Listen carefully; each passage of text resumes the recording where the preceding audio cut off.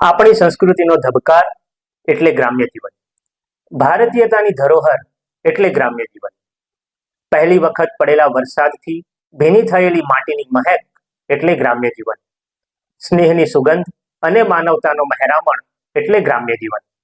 આવા ગ્રામ્ય જીવનની ગરિમાને જાળવતા ગામડાનું શબ્દચિત્ર પ્રસ્તુત કરતી એક સુંદર મજાની રચના મારા ધ્યાન ઉપર આવી છે, જેને ગમતાનો ગુલાલ કરવા માટે આપ સૌની સમક્ષ પ્રસ્તુત કરું છું. માથે દેશી નડિયા હોય, વીઘા એકના ફળિયા હોય, બધા હૈયા બળિયા હોય ને કાયમ મોજે દરિયા હોય. ભાંભરડા ભણકારા હોય, ડણકું ને ડચકારા હોય, ખોખારા ખમકારા હોય ને આંગણ તુલસી ક્યારા હોય. ધૂળ ઢેફાને પાણા હોય, ભીતે ભીતે છાણા હોય, ટાણા એવા ગાણા હોય ને મળવા જેવા માણા હોય. સામૈયા ફુલેકા હોય, તાલ એવા ઠેકા હોય, મોભને ભલે ટેકા હોય પણ દિલના ડેકા ડેકા હોય. ગાય ગોબરને ગારો હોય, અતિથિને આવકારો હોય, ધર્મના કાંટે ધારો હોય, સૌનો વ્યવહાર સારો હોય.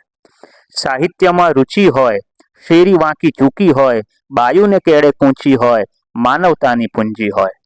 ઉકરડાને ઓટા હોય, બળદિયાના જોટા હોય, પડકારા હાકોટા હોય, માણસ મનના મોટા હોય. ગામડામાં વસ્તી નાની હોય, ઘેરે ઘેરે જ્ઞાની હોય, સત્સંગ મંડળી જામી હોય, જાણે સ્વર્ગની ખામી હોય. સુંદર હરિયાળા વન હોય, સુગંધી પવન હોય, વાણી સાથે વર્તન હોય, મોટા સૌના મન હોય, પાપનું ત્યાં પતન હોય. આંગણીએ આવકારો હોય, મહેમાનોનો મારો હોય, રામ રામનો રણકારો હોય, જમાડવાનો પડકારો હોય, છાસ પાવાનો ધારો હોય ને વ્યવહાર એનો સારો હોય. કાચા પાકા મકાન હોય, એમાં એક દુકાન હોય, ગ્રાહકોના એવા માન હોય કે જાણે મળ્યા ભગવાન હોય.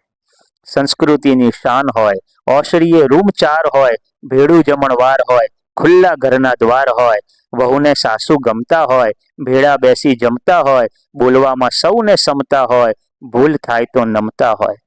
છોકરા ખોળામાં રમતા હોય, એવી માની મમતા હોય, બાપાના બોલ સૌ પાડતા હોય, ભલે આંખે ઓછું ભાળતા હોય, આવા ઘરડા ગાડા વાળતા હોય. નીતિ નિયમના શુદ્ધ હોય, ઘર ઘરમાં વૃદ્ધ હોય, માંગે પાણી ત્યાં દૂધ હોય, ઘી દૂધ બારે માસ હોય ને મીઠી મધુરી છાસ હોય. ભજન કીર્તન થાતા હોય, પરબે પાણી પાતા હોય, મહેનત કરીને ખાતા હોય, પાંચમાં પૂછાતા હોય. વાણીમાં મીઠાશ હોય, રમઝટ બોલતા રાસ હોય, પુણ્યતણો પ્રકાશ હોય, ત્યાં નક્કી ભગવાનનો વાસ હોય.